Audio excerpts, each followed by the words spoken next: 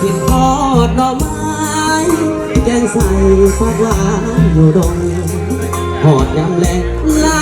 ควายลงพงนกห้องส่งตามห้องส่งมาคิดฮอดแทนนามวนแท่นายามต้อนยามใส่เบ็ดใส่ห้องน้องไหลล่องไปเก็บหาแทน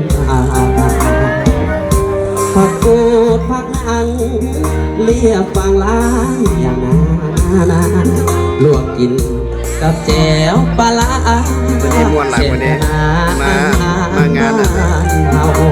บริจ้างได้เจอแล้วก็สมัครเพื่อนเชิญมาห้องเพลงสวยมาครับก็เลยชวนบ่าวเพชรมาสุดใจสวยแน่นอบ้านนาทำแรงมาไตเกียดแก้มนอได้ก็ไปแย่ได้หลายแท้จนว่าโดนฟ้องเสียงเขียดเสียงอีเซลดังก่อนไปทั่วทุ่งนาแล้วเวียดแล้วงานก็พากันต้มหวานมันก็ต้มหวานมันหมดแล้วนอเขาก็ต่อต้มไก่คือว่าแกงกับลวกขาสุกผู้สาวบนแท่ละนาสวรรค์เมืองฟ้าบนเอาบ้านนาของเอาเมือง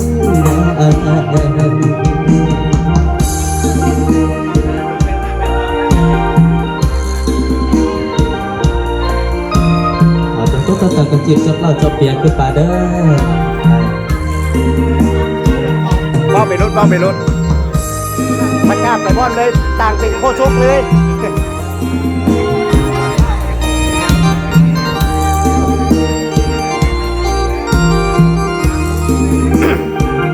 ห้องเจ้าฝนลิ้นห้องกินไอดิน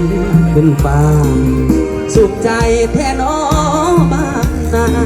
คำแรงมาไตเขียดแก้มน้องไตก็ไปแย่อันนี้จะพ่อกับไอทิพย์เรื่อยเด้อจนว่าหล่นทองเสียง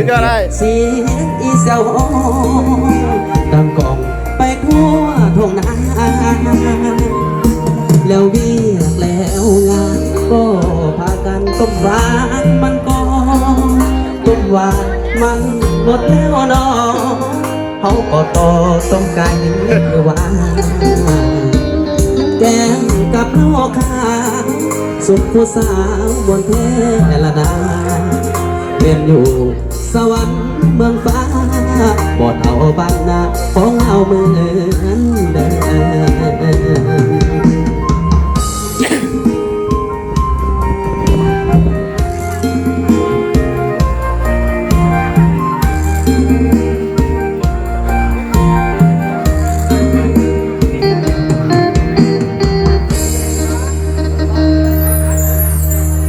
ก็พิเศษบอมเพชรก็ถือว่าขอได้จัดเนาะ